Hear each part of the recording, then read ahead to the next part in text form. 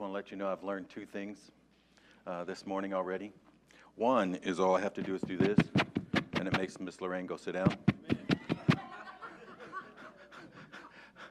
And the other, I have to admit, I've known for a little while.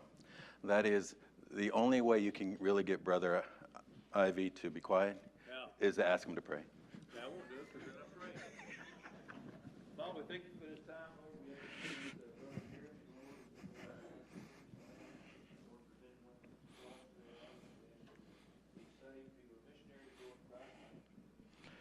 Mark chapter 15. Eric, can you turn me down just a little bit? Verse 22 is where we'll start.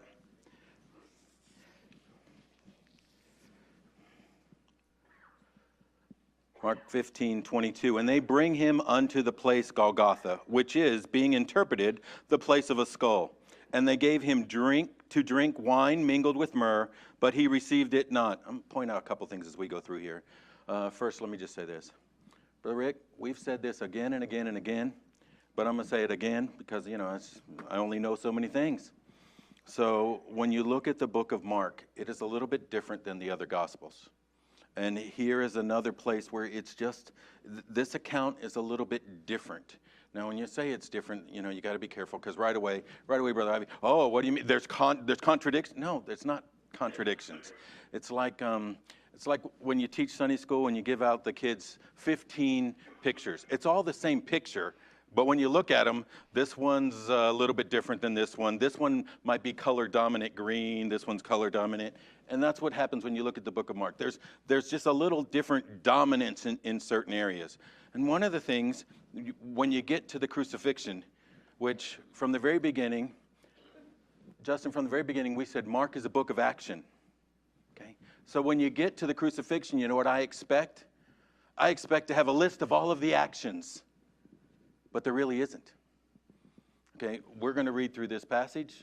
And in this passage, there's going to be 4 little verses that deal with the actions of Christ during the crucifixion. That's it. There are a lot of things that are left out. There's no, and they impaled his hands, and he struggled to breathe, and there's none of that. There are 4 little passages that talk about the actions of Christ during the crucifixion. Okay, so there's something else that we're supposed to see as an emphasis, and that's where we're going to concentrate here. Verse 22, again, we'll go back, and they bring him unto the place Golgotha, which is being interpreted the place of a skull. So here's one of the actions, and it doesn't even tell us this is Jesus' action, but Justin, they had to take him from here to there. They brought him. He walked. He moved. There was an action that took place. Verse 23, and they gave him to drink wine mingled with myrrh, but he received it not. He declined it. Okay. So far, these are the only actions we have during the entire crucifixion of Christ. And when they had crucified him, boom, there you go, next thing. We got these 2 actions, next verse, and when they had crucified him. And when they had crucified him, they parted his garments, casting lots upon them, what every man should take. Verse 25, and it was the 3rd hour that they crucified him.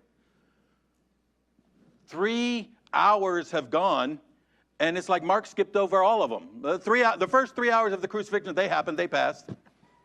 There's no details that we would expect to have right here. Again, we've said this for 3 weeks, but Justin, if I'm telling this story, you know how many details I have about what happened already? None of them are there. Verse 26, and the superscription of his accusation was written over the King of the Jews, and with him they crucified 2 thieves, the one on his right hand and the other on his left, and the scripture was fulfilled, which saith, and he was numbered with the transgressors. And they that passed by, and okay, so now we're going to get into this passages that deals with the railing, the mocking, the criticizing, the dehumanizing. But still, Brother Kevin, there's nothing, there's none of the stuff we would expect about the crucifixion. And they that passed by railed on him, wagging their heads and saying, thou destroyest the temple and buildest it in 3 days. Save thyself and come down from the cross. Likewise, also the chief priests mocking and said among themselves with the scribes, he saved others, himself he cannot save. Verse 32, let Christ, the King of Israel, descend now from the cross, that we may see and believe. And they that were crucified with him reviled him. Okay, still, none of the action we would expect, none of the description we would expect. Verse 33, and when the 6th hour was come, Now we get to see something.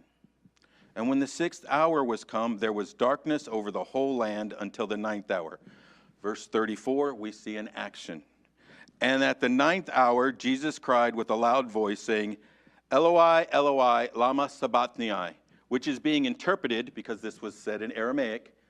This is a Psalm 22:1 quote. Jesus knew his Bible, but he doesn't say it in the initial Hebrew. He says this in Aramaic, and Mark gives us the translation, which is being interpreted, my God, why hast thou forsaken me? And some of them that stood by, when they heard it, said, Behold, he calleth Elias. And one ran and filled a sponge full of vinegar and put it on a reed and gave him to drink, saying, Let alone, let us see whether Elias will come and take him down. Sometimes people say, oh, they were trying to be kind.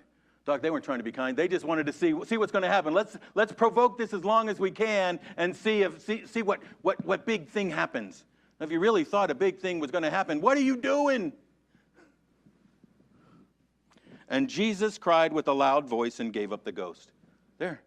4 little verses. That's it. We have 4 little verses that give us his entire action in the book of Mark on the cross. One gives us a statement. Of the 7 statements of Jesus on the cross, Mark only gives us one.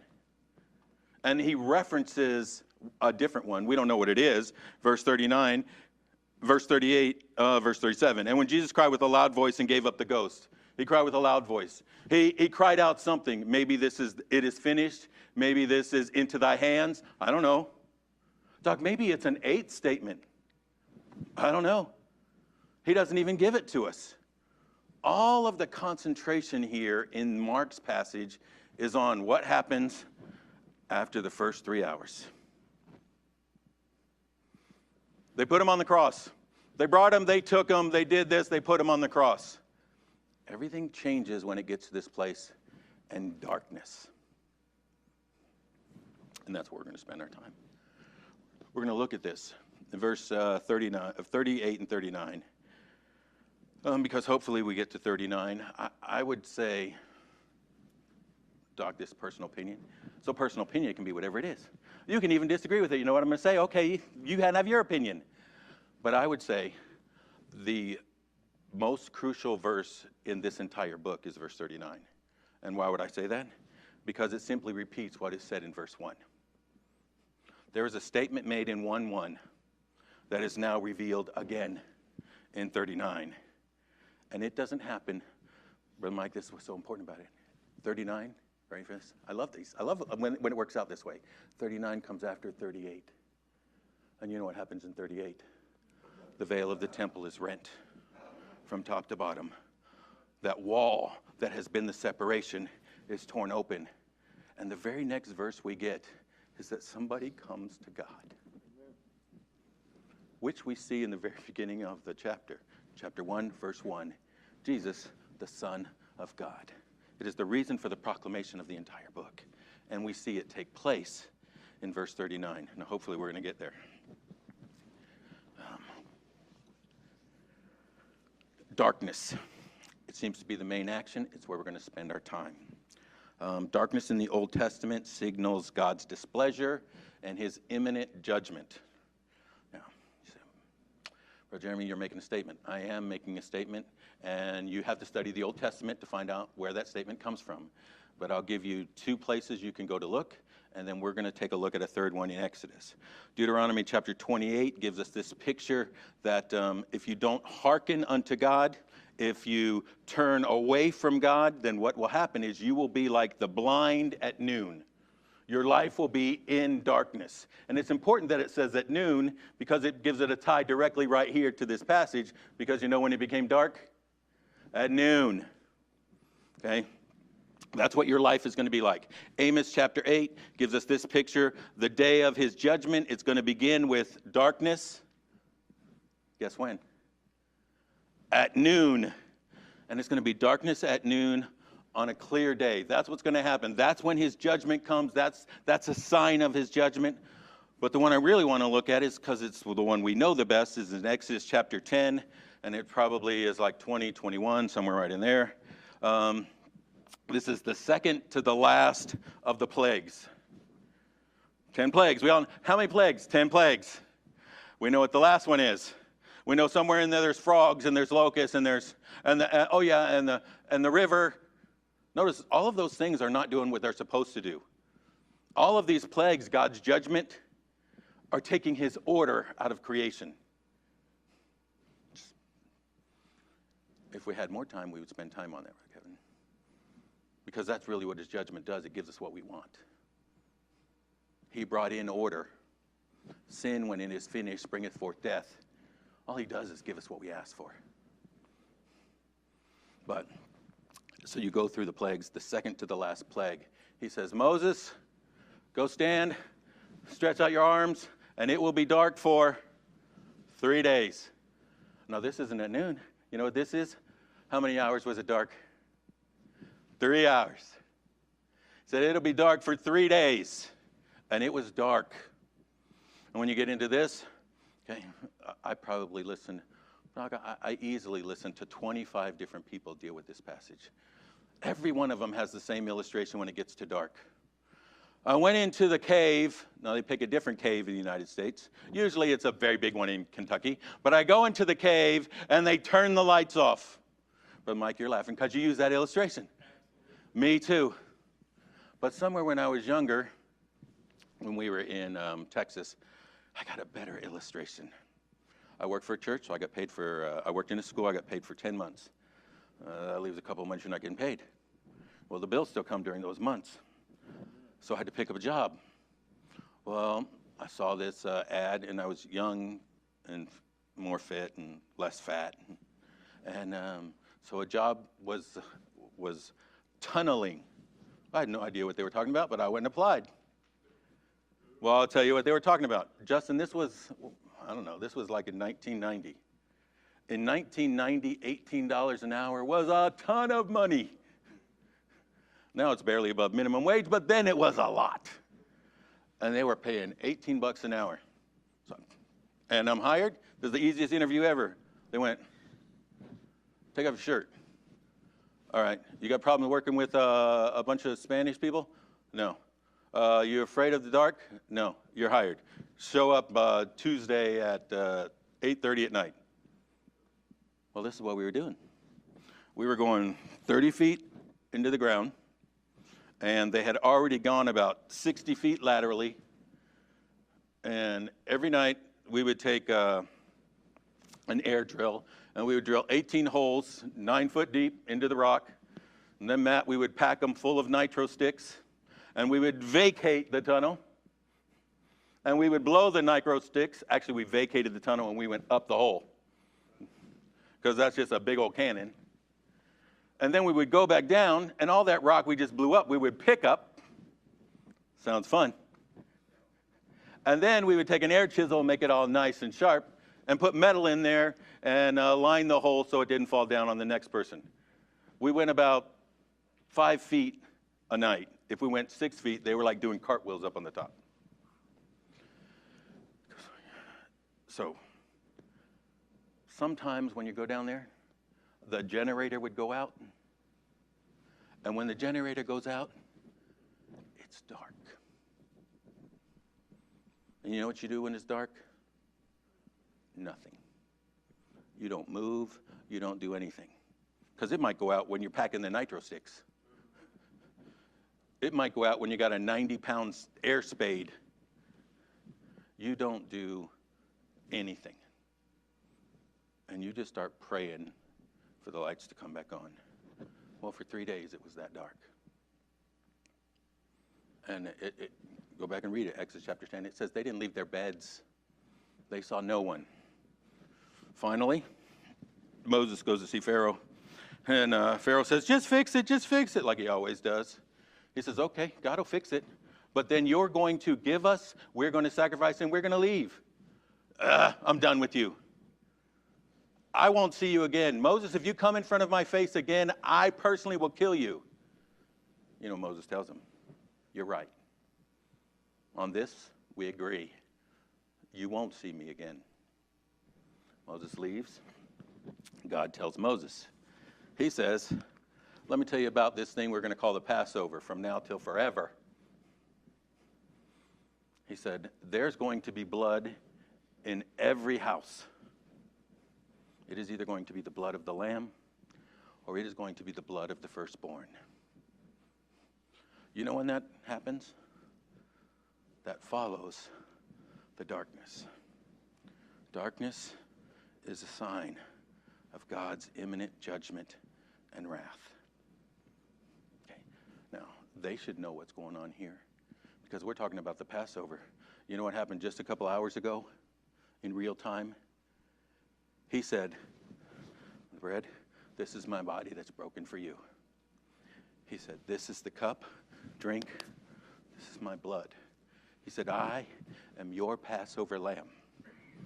I will be the one that will bring deliverance.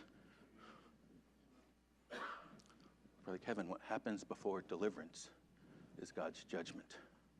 And what happens before God's judgment was darkness. And all of this is what's happening right here.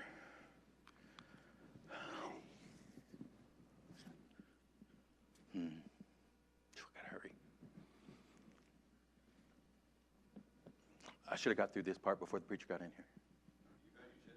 Yep, here we go. You get to this idea of darkness precedes the judgment. When you get to this picture, Brother Mike, as a kid, I said the right things. If anybody ever asked me a question, I said the right things. You want to know what the right things are? No man has ever suffered like this man. No man has ever known sorrow like this man. No one has ever endured what Jesus endured on the cross. I said that every time. But you know in the back of my head what I said? I said there have been other martyrs. There have been other martyrs. There were two people being crucified with him at the same time. Right there. It's very important that we realize that. There were others martyred. There were others rejected. There were others betrayed. There's others in this world have been a victim of injustice.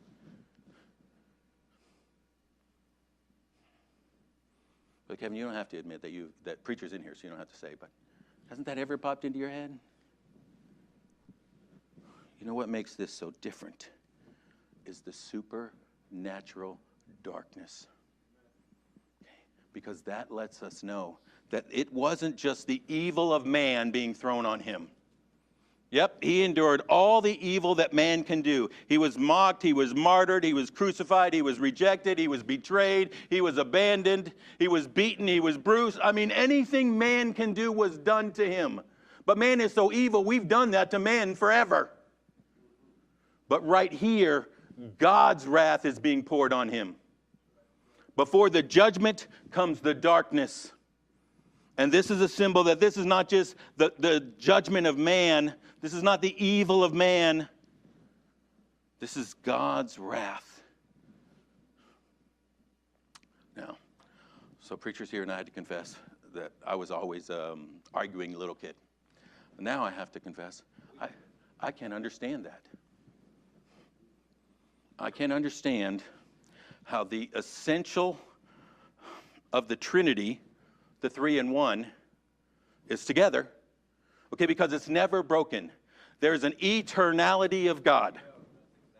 Okay, there's an immutability of God. He has been and he will be. There is no creation point. Eternal. It is immutable. That never changes. That did not change here and then change back. Doc, I cannot explain how right here at this place, sin and hell are cast on him, and he takes on all of the rod of wrath of God. But I do know this. Part of hell, if not the biggest part of hell, is separation. And right here at this point, how this happens and how, actually the truth is, you ask me, you say Trinity, I'm going to say I believe. Because I can't explain any of it. But right here at this point, I definitely, Justin, I can't explain this. Because the essential unity of the Trinity is still complete. But there is an abandonment here. There is a separation here. Jeremy, what makes you say that? Why hast thou forsaken me? Okay, it isn't my friends. It isn't the enemies. It also isn't Abba, Father, like in the garden. It's my God,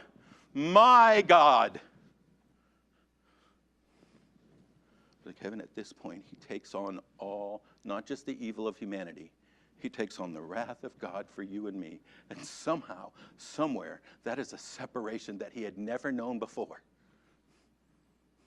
Now, we should keep that in mind when we want to excuse our lack of forgiveness or our lack of caring or whatever sin we want to hold on to. Now, we always want to make that those really bad sins.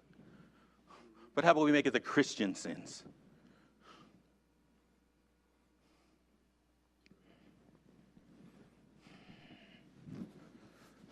That's what sin cost. Our selfishness, our murmuring, our apathy, our holding on to anger. Well, my anger is always righteous indignation. Be careful, don't go into Proverbs, because it tells me not to have any relationship with an angry man. If that's how you're known, that's a scary thing.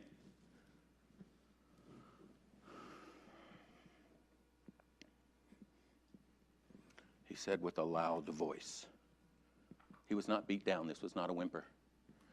In fact, when you get to the end, it's still a loud voice. He was in total control of his faculties the entire time.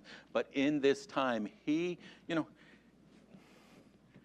says nothing about the agony of the physical cross of what man can do. Nothing. His comments are about the wrath of God being poured out on him.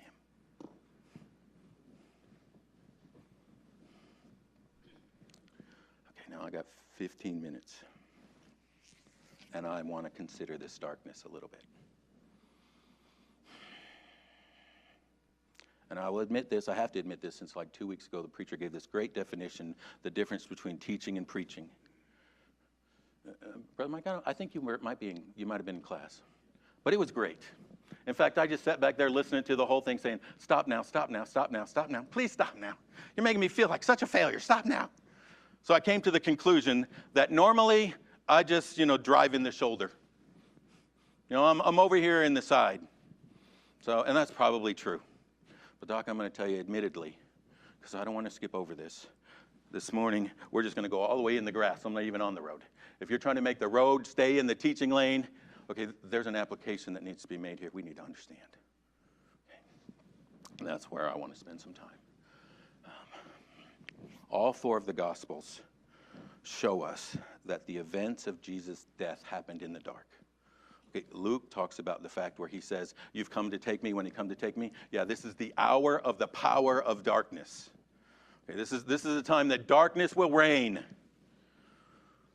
I want to consider this darkness in man, not just the darkness that was poured out. Because that darkness should have had an effect. By the way, it did on a man in 39, verse 39. The darkness that was poured out on Jesus affected a centurion to salvation. But all of the Gospels show that the events of Jesus' death happened in the dark. The betrayal, in the dark. The denial, in the dark. The mistrials, in the dark. They happened in the dark. Darkness shows us the coming of judgment. But individually also, there's this picture of spiritual darkness. There's this picture of turning away from God. Because every person was making a choice. What did we see when we looked at Pilate? Pilate wasn't putting Jesus on trial. Jesus put Pilate on trial. The Sanhedrin was on trial. The disciples were on trial. Okay, they had to make a choice. There's a place here where this is an opportunity for choice. Darkness is just this great metaphor for evil, for sin, for denying God. And we need to think about that. Because anytime we turn away from God, we've turned towards the darkness. So, when God says forgive, and we don't, we've turned. When he tells us, not to be the power over, power-hungry, controlling. Okay, but it just needs to be my way or the highway, or how arrogant do you think you are? Justin, we've made a turn, and that is a dangerous turn. What is the central theme of our life? I tried to come up with an illustration. This is the best one I could come up with. Think of a bike tire. Okay. You know, this is mine, so it's probably something wrong with it. But if you find out what's wrong with it, tell me in the hallway, Brother Mike. Think of a bike tire. The center of every bike tire, you've got the hub. It's where all the spokes tie. Okay, Doc, I'm going to make your life a whole bunch of spokes. You know what those spokes are? Those are the decisions you make every day. You got a lot of spokes in this wheel. You know what that means? That means it's really strong or it's really hard to correct. Because you have to go to correct. Look at all those spokes. You got twisting the thing the wrong way. But all the decisions in your life are those spokes. What's at the center? What are they tied to? Okay? And then the results of your life, well, that's the outside rim. If anything but the inside is God, that thing's just a mess. Okay? And what is the center? Well, the great picture of God is light. You know what light does? So, Brother Jeremy, I know God is light. That's a good one. Let's go in. But I like God as truth. Doc, I love that. Because you know what light does? It reveals, and now you can see. And until you can see truth, you really can't have life because you're walking around in blindness and darkness, and what kind of decision can you make? But as soon as we turn away and we're in that darkness, you know what the darkness is? Darkness is self. Is I'm going to do what I want. I've determined what matters. When you say, I've determined what matters, Miss Tammy, what you really is I've determined what the center of my life is. The center of my life is going to be whatever. We make the center of life lots of things. What is the source of our hope? What is the source of our security? What is the source of our purpose? We even make it good things. The source of my purpose is family. The source of my hope is hard work. We can even make it good things. But anything other than God is not a good thing. Anytime we take something and make it more important than Him, His light is the source of truth. By that we see. By that we can have life. When we turn away from the light, we now can't see. This is a picture of people who are living in darkness. And that darkness brings problems. Darkness brings disorientation. It brings distortion. When I was down in that big old hole and it gets dark, you don't do anything because you can't make any good decisions. This is not an exaggeration, Brother Mike. This is the day I quit.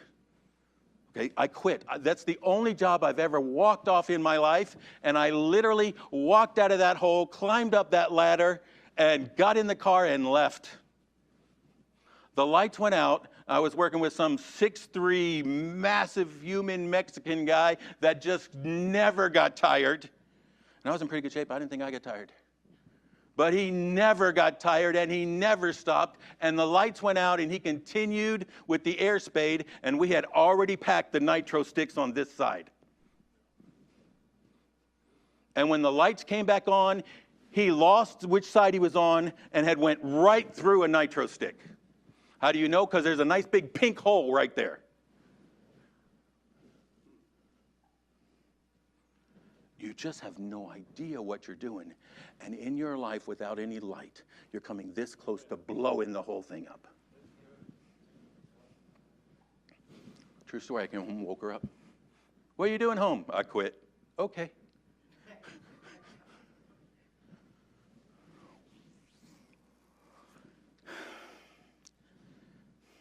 When we're in darkness, when there is no light, we have a problem with purpose.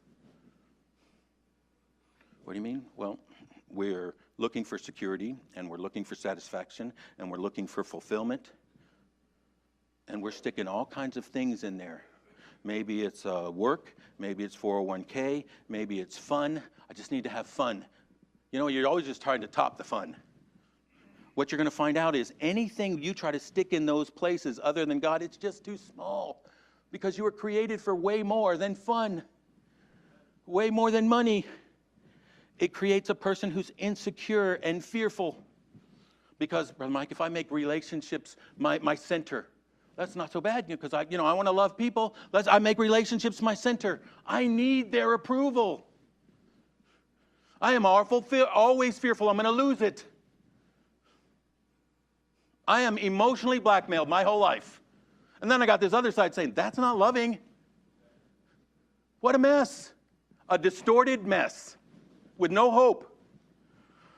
What if it's fun? Well, I have to keep trying to top it and keep trying to top it and keep trying to top it. What if it's ease? Well, if it's ease, you're always working so you can have ease. How much ease do you have?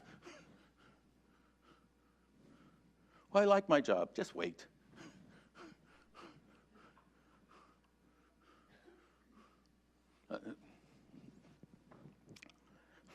I just like to win. Well, unless you control the markets, you're going to lose. And it isolates us. Darkness makes us insecure. It takes away our purpose, and it isolates us because it makes us scared or driven or full of self-pity, or when we're winning, we're proud.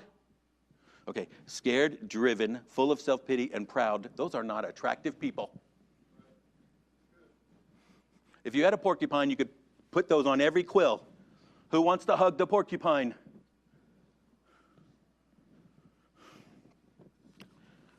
It doesn't ever yield what it promises.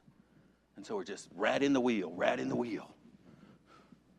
If we turn from God to dark, we're striving, thirsting people. I like to use the picture. We're drinking sand and wondering why it's not quenched. We're working and working and working and never getting anywhere because we've turned from the light where God created order. What's the first thing that happened? In the beginning, God created. And then it says, and darkness was gone because he brought light. He brought in order. And when we turn from the light to the darkness, we're turning back to chaos, where what we think will bring the answer doesn't bring the answer, and nothing ever works out. And we say, why does this always happen to me? Well, turn around.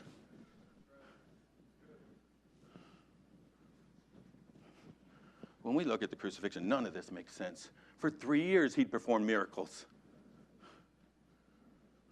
But nothing makes sense when you refuse to look at the light.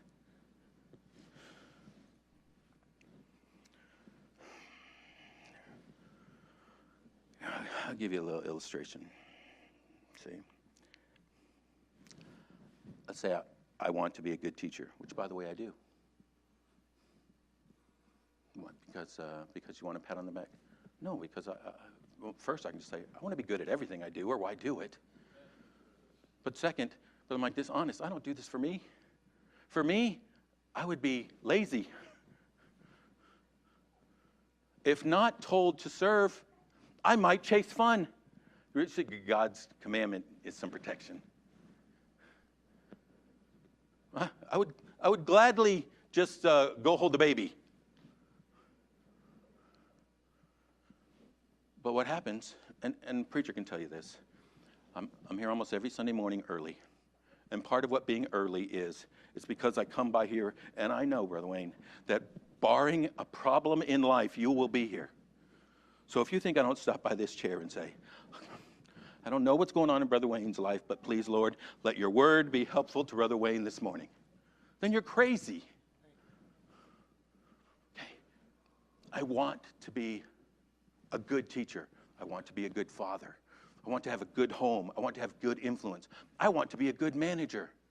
But if at any point, Brother Kevin, those things become the center of my life, I am a mess. See, because if I want to be a good teacher and I upset Miss Tammy and she walks out, I'm crushed. What is the center of my life is gone. Brother Mike, if the center becomes the home and the father, okay, and one of those children goes off in a direction, what am I going to do with my life? My life is over. A good manager and market changes and I get laid off? That is possible every day. You can see, nothing can be the center but God. Now, in that light, it shows me how to look at Brother Wayne. And it gives me direction and challenges me to be a father. And then I get to decide, am I going to be forgiving? Am I going to be controlling? Am I going to use guilt? Am I going to teach truth and trust God? Am I going to, in anger and intimidation, bring about the result? Then I get to choose. But in the light, I can see it actually is a choice. So I make choices anyway. No, if you're not in the light, you have no choice. You're a slave. You're doing what the flesh tells you is right, and you have nothing to counter it with. Justin, all you've ever done is listen to MSNBC. That's the way you see the world.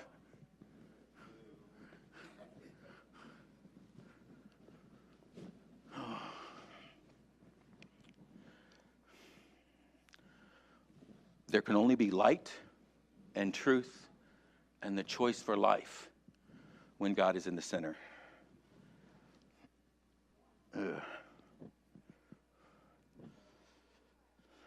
And let's just jump to this. In this darkness, the darkness Jesus received, what happened? Now, I've alluded to this from the beginning because, Brother Kevin, this is just so important. The darkness Jesus received, here's what happened. And when the centurion which stood over against him saw that he so cried out and gave up the ghost, he said, this is what happens. Because of the darkness Jesus receives, truly this man was the Son of God. Now, I told us before this, the veil was torn. But we look at a centurion different probably than we should. I got 2 minutes. We look at a centurion like we would look at an officer today, Doc. And, officers today, they're intellectuals. They went to college. They have a degree. They went to the academy. This is how we've looked at officers for 2,000 years. Okay, that's who they were. And they sent on everybody else to fight. That's not who a centurion was. Yes, now he's an officer, but he was an enlisted man. He was hard. He'd seen lots of blood. He'd killed lots of people. This is not an intellectual, but he was there. And the beauty of his death and his word had an effect on him. We don't have time to look at this. But there is kind of this picture. What do you mean the beauty? Well, I spent 8 years in Europe. I've seen lots of cathedrals. But I'm like, on the outside, they're pretty. They're beautiful. Yeah, I want to go see it, make everybody happy.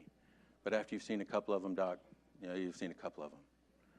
But you know what happens when you go inside and it's like noon, 1 o'clock, and the light is shining through all those stained glass windows, and you see all these colors all over the place? From the inside, you see the beauty. Brother Mike, I can't tell you what happened, but I believe through the Holy Spirit, the words of Christ and the actions of Christ, he saw from the inside and he saw the beauty, and it revealed to him, this is the Son of God. And that's the same opportunity we have. When the light shines through, it changes life. And now it's not this big old heavy bag we have to carry. Now it's not this list of things I have to do. Now it's beautiful. Doc, we close in order of prayer this morning.